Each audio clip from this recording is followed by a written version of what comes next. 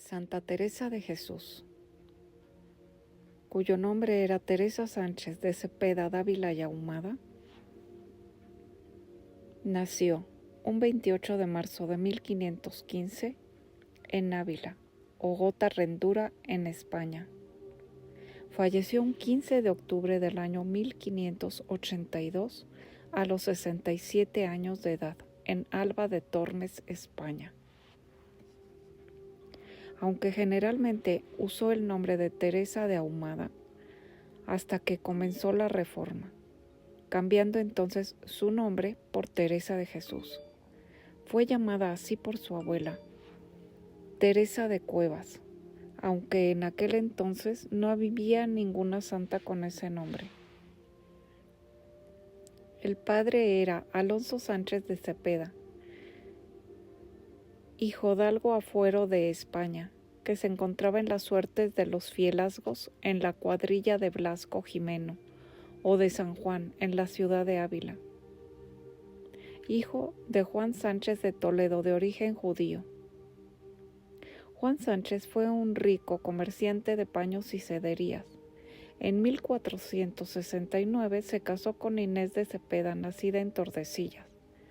Juan Sánchez se instaló con toda su familia en Ávila en 1493. No obstante, continuó viajando habitualmente a Toledo y también a Salamanca, donde tenía negocios con Alonso de Fonseca, arzobispo de Santiago de Compostela. Puso una tienda de telas en la calle Endrino de Toledo. También se dedicó a recaudar impuestos para la Hacienda Real, la municipalidad y las autoridades eclesiásticas. Compró tierras en Ortigosa y en Riolmar, en el municipio de Manjabálago. Después del año 1500 abandonó sus negocios de mercader para pasar a vivir de la agricultura. Posteriormente pudo obtener el reconocimiento de hidalguía con ejecutoria, presentando pleito ante la Real Cancillería de la Ciudad Real. Tuvo de hijos a Pero, Alonso, Ruy y Francisco. Estos se ocupaban de asuntos fiscales y explotaciones agrícolas. Se casaron con hijas de notables e incluso de regidores. Alfonso Sánchez de Cepeda se casó 2 veces. En 1505 se casó con Catalina del Peso y Henao. Entonces tenía bastantes recursos económicos y pudo regalarle joyas. Todos los hijos varones fueron militares. Teresa nació hacia las 5 de la mañana, un miércoles 28 de marzo de 1515. Suele considerarse que nació en la ciudad de Ávila, pero es posible que naciese en la casa de campo del municipio de Gota-Rendura, en la provincia de Ávila.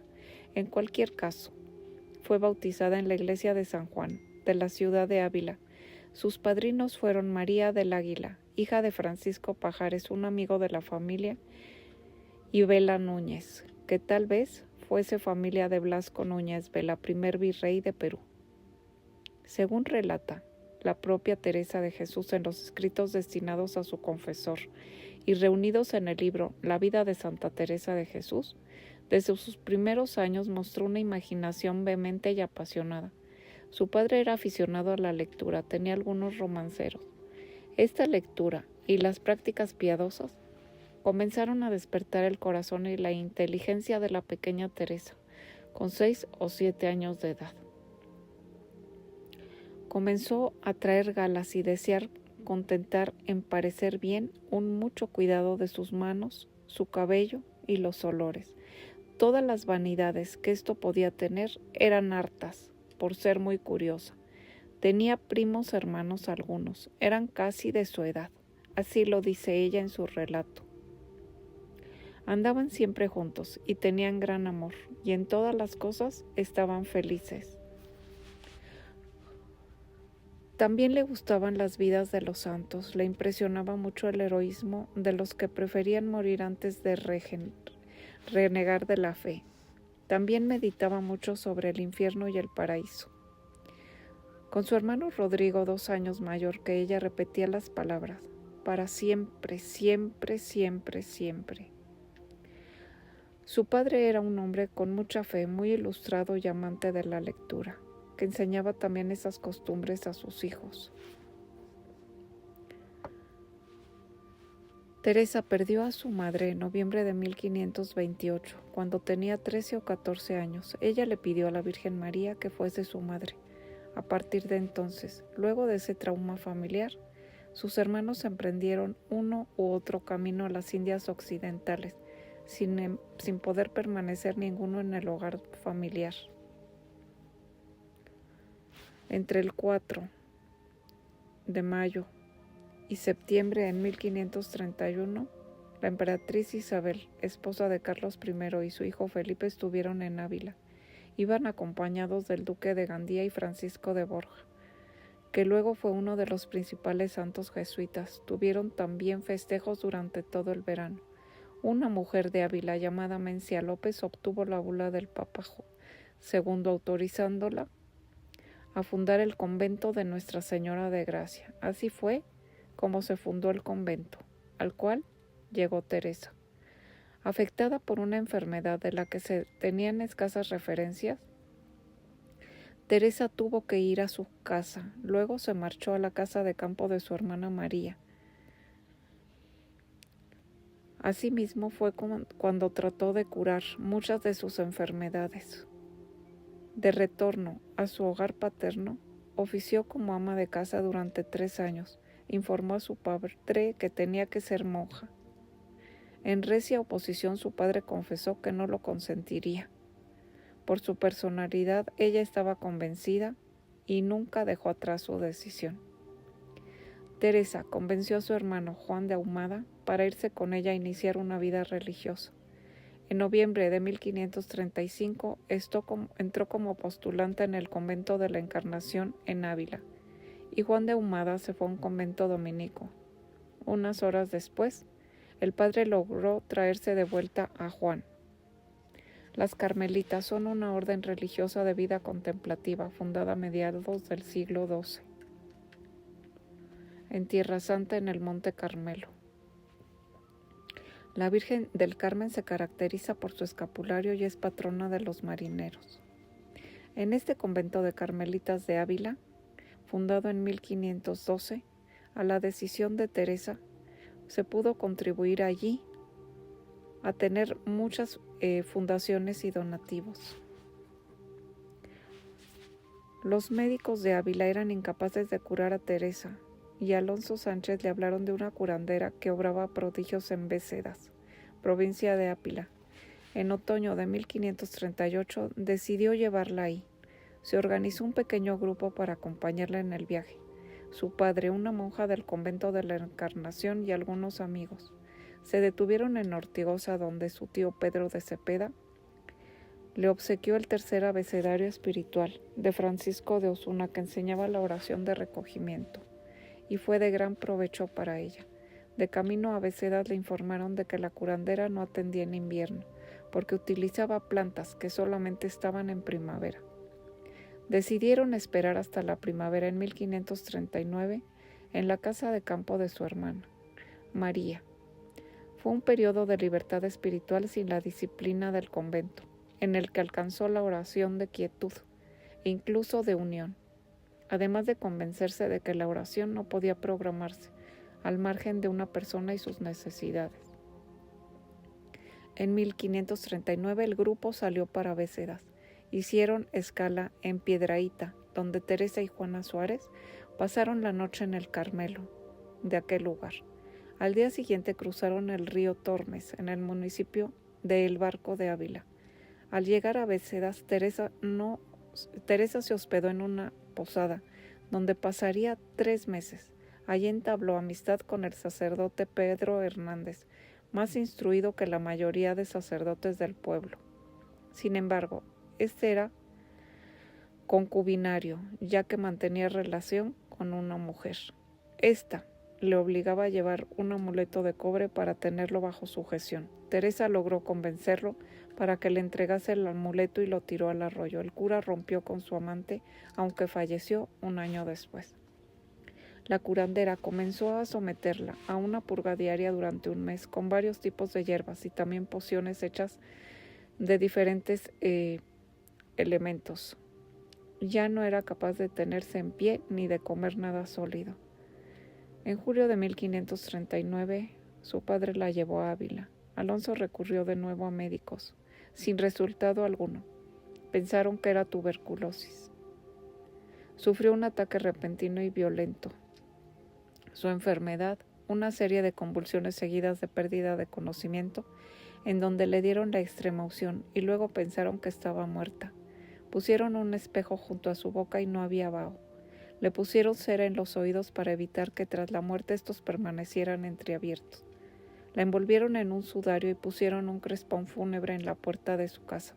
Oficiaron la misa de difuntos en su honor, probablemente en el convento de los frailes carmelitas de San Pablo de la Moraleja, donde su tío Lorenzo de Cepeda era sacerdote.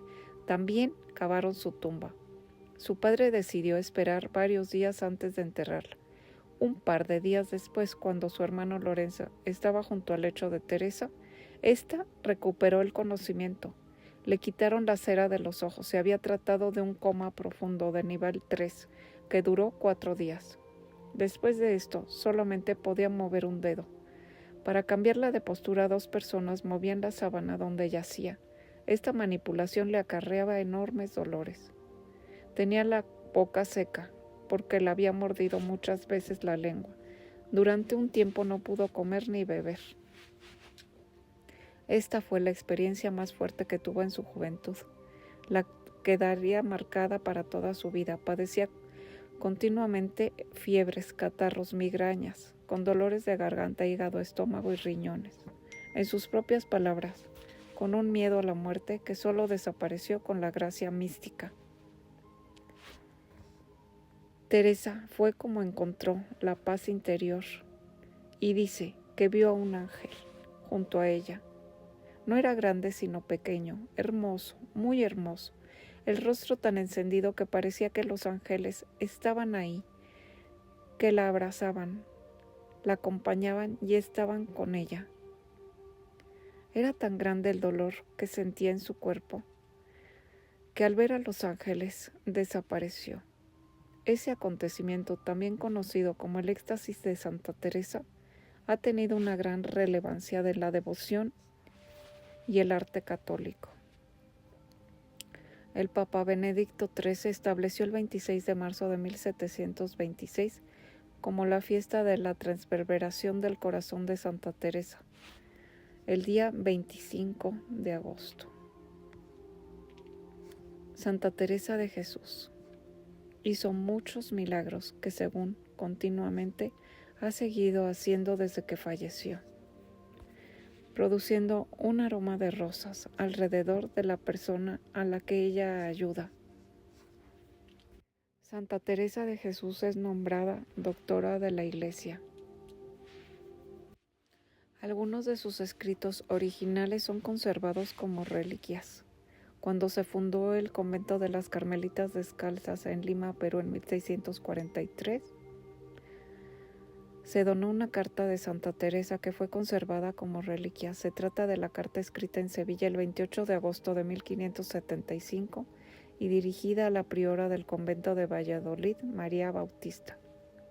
En el convento de Carmelitas Descalzas, en Madrid, hay una copia de un manuscrito original de Camino de Perfección del siglo XVI, con anotaciones de la propia Santa Teresa. Se cree que el documento lo trajo la propia María de San Jerónimo en 1591, que había sido fundado por San Juan de la Cruz y aún de Juan de Jesús en 1586. En 1595 pasó al convento de Carmelitas de Ocaña. De ahí pasó al Real Convento de Santa Teresa en Madrid, fundado en 1683. El segundo manuscrito que hizo Santa Teresa de Jesús, Camino a la Perfección, se encuentra en el convento de la Concepción del Carmen en Valladolid. Y en el convento de San José de Toledo se conserva una copia con anotaciones del Camino de Perfección y varias cartas de Santa Teresa. El convento de San José de Sevilla conserva el manuscrito original de las moradas del castillo interior, que fue donado al convento por el mercader Pedro Cerezo Pardo, protector de las Carmelitas Descalzas, en 1617. Este convento también conserva 9 cartas de Santa Teresa. Hay algunos retratos donde se describen sus características físicas. Es una copia fiel de cómo ella era cuando tenía 61 años. El que propuso que se hiciera este retrato fue Fray Jerónimo de la Madre de Dios en 1909, y el retrato fue objeto de un breve estudio por los historiadores. Según este estudio, la paloma, la cinta con la inscripción y el resto del fondo del cuadro son posteriores y probablemente no son de Fran Juan de la Miseria. La priora del convento de Sevilla, María de José, describe del siguiente modo: era una santa de mediana estatura, antes grande que pequeña, tuvo en su mocedad fama de muy hermosa, y hasta en su última edad mostraba serlo. Su rostro no era común sino extraordinario, y de suerte que no se puede decir redondo ni aguileño. Los tercios de él iguales, la frente ancha e igual y muy hermosa, las cejas de color rubio oscuro, con poca semejanza de negro, anchas y algo arqueadas. Ojos negros, vivos y redondos, no muy grandes. La nariz redonda y en derecho de los lagrimales para arriba disminuida hasta igualar con las cejas, formando un apacible entrecejo. La punta redonda y un poco inclinada para abajo, las ventanas arqueaditas y pequeñas, y toda ella no muy desviada del rostro. Mal se puede con la pluma pintar la perfección que en todo tenía. La boca, de muy buen ancho, el labio de arriba delgado y derecho, el de abajo grueso y poco caído, de muy linda gracia y color. Y así la tenía en el rostro, que con un ser ya de edad y de muchas enfermedades, daba gran contento mirarla y oírla, porque era muy apacible y graciosa en todas sus palabras y acciones. Era gruesa más que delgada, y en todo bien proporcionada. Tenía muy lindas manos, aunque pequeñas. En el rostro al lado izquierdo tenía 3 lunares levantados como verrugas pequeñas. En derecho uno de otros, comenzando desde abajo a la boca, el mayor era, y el otro entre la boca y la nariz. El último en la nariz, más cerca de abajo que de arriba. Era en todo perfecta, como se ve por el retrato al natural, sacó Fray de la Miseria. Este es el relato hecho por María de José de cómo era Santa Teresa de Jesús físicamente. Su conventor fue el jesuita Francisco de Ribera, carmelita descalzo. Santa Teresa de Jesús fue una gran santa que sigue haciendo milagros hoy en día. Santa Teresa de Jesús murió un 4 de octubre a las 9 de la noche en 1582. El cuerpo, que no se embalsamó, fue envuelto en una tela bordada con oro, regalo de los duques de Alba, y puesto en un ataúd de madera. El ataúd estuvo expuesto en la capilla del convento de la Anunciación hasta la misa funeral, que se celebró según el nuevo calendario el 15 de octubre. La patrona del convento, Teresa Lais, la priora, Antonio de Jesús y los duques de Alba decidieron que el cuerpo de la santa de gran valor se quedase ahí y apresuraron el entierro. Un albañil y un carpintero realizaron un nicho en un muro que separa la capilla del coro de las religiosas y fue enterrada el día 15 de octubre. Pusieron tierra y piedras en el nicho, presionaron la argamasa y rompieron la tapa del ataúd. Las monjas protestaron porque se le enterrase así, pero sus protestas fueron inútiles. 9 meses después, en julio de 1583, llegó el entonces provincial Jerónimo de la Madre de Dios. Con la ayuda del carmelita descalzo Cristóbal de San Alberto y las monjas del convento, que querían ver el cuerpo de la santa, fueron a exhumarlo. Empezaron el 4 de julio y tardaron 4 días en retirar las piedras que lo cubrían. Pensaron que el cuerpo no se había descompuesto, porque de la sepultura provenía un suave olor a rosas. Al abrir el ataúd, descubrieron que el cuerpo estaba intacto, como si acabasen de enterrarla. Para disponer de las reliquias, Jerónimo cortó la mano izquierda y el dedo meñique, envolvió la mano en un pañuelo y luego en papel. La metió en un cofre y se la dio a las carmelitas descalzas de Ávila. Jerónimo se quedó con el dedo meñique. Dijo que desde que lo tuvo no padeció ninguna enfermedad. En 1593, durante un viaje de Mesina a Roma, fue capturado por un corsario musulmán, que les quitaron la reliquia. Permanecieron cautivos en Túnez durante 2 años y lograron que se les devolviese la reliquia con el pago de 20 reales y sortijas de oro. Tras la exhumación, las monjas quitaron la tierra, lavaron el cuerpo y le pusieron ropa nueva. La pusieron en un arca fácil de abrir, en el coro, para exponerla en ocasiones especiales. Álvaro de Mendoza quiso financiar una capilla en el convento de San José de Ávila y poner ahí 2 tumbas, una para Santa Teresa y otra para él.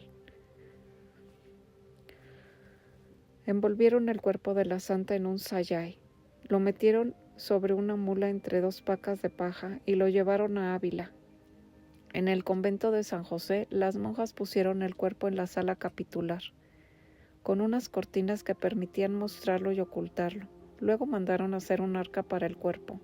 Esta estaba envuelta por dentro de tafetán violeta y por fuera de terciopelo negro con adornos de oro y seda. Había un escudo de oro y de plata, uno de los símbolos de la orden, otro con el nombre de Jesús. También tenía una tela en la que estaba bordado Madre Teresa de Jesús. En Ávila se interpretó como un milagro el agradable olor que desprendía el cuerpo de Teresa de rosas, como si hubiera roto un perfume. Piden que vengan teólogos a determinar eso. El 31 de diciembre de 1585 llegaron de Madrid Fray Diego de Yepes, prior del convento de los Jerónimos, licenciado de Laguna, el consejero del Estado. Algunos más felicitaron al obispo de Ávila, Pedro Fernández de Termiño, por tener en su ciudad el cuerpo de la Santa Milagrosa. Al día siguiente, el 1 de enero de 1586, un grupo de 20 personas, entre las que estaba el obispo, los altos funcionarios y médicos, determinaron que el cuerpo fue llevado a la galería de la entrada. Los médicos lo examinaron y comprobaron que desprendía olor a rosas. Aunque había pasado 3 años, no había sufrido ninguna descomposición. Certificaron el milagro, porque el cuerpo no había sido embalsamado, ni tenía bálsamos parecidos.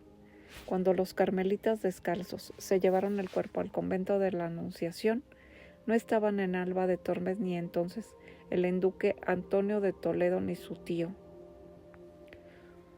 Entonces el cuerpo fue trasladado de nuevo a Alba en agosto. Fue instalado en el coro interior del convento con la presencia del duque. El cuerpo fue examinado otra vez el 25 de marzo de 1588 a petición del obispo de Salamanca, Jerónimo Manrique. El brazo, envuelto en un paño que iba cambiando y se entregaba a los visitantes como objeto de devoción, era una reliquia que hizo grandes milagros. En 1588 unos médicos le extrajeron el corazón, que se encuentra en un relicario en Alba de Tormes. El sepulcro de Santa Teresa está custodiado por 9 llaves, que están en posesión de la Casa de Alba. Se elevó un sepulcro en 1598, en donde se dice que estaba incorrupto su cuerpo. Así, tras varios sucesos, el cuerpo de Santa Teresa de Jesús en la actualidad se encuentra en el convento de San José de Ávila. Tiene una clavícula y el convento de la Santa tiene un dedo anular.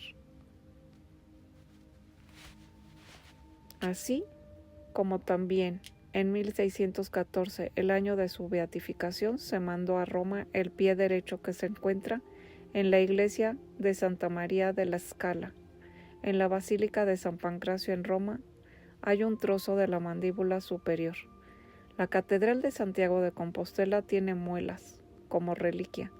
También tiene muelas de la Santa un convento de Puebla de Zaragoza, en México. El convento de San José de Toledo tiene un relicario con una muela. El convento de San José de Sevilla conserva como reliquias parte de un dedo y una costilla. También tiene una reliquia de la Santa Hermandad de Nuestra Señora del Carmen, provincia de Sevilla. Y el Museo Lázaro Galdiano de Madrid Conserva un busto de Santa Teresa con un relicario. Hay un dedo de la santa en Sanlúcar de Barrameda y otro en la iglesia de Nuestra Señora de Loreto en París. Santa Teresa de Jesús, hoy en día, hace milagros. La famosa frase de Santa Teresa de Jesús es: nada te turbe, nada te espante, todo se pasa. Dios no se muda, la paciencia todo lo alcanza. Quien a Dios tiene, nada le falta. Nada te turbe, nada te espante, todo se pasa. Dios no se muda, la paciencia todo lo alcanza. Quien a Dios tiene, nada le falta, solo Dios basta. Soy María Teresa Abrina, psíquica medium. Te envío un gran abrazo de luz y miles de bendiciones, ahí donde tú te encuentres.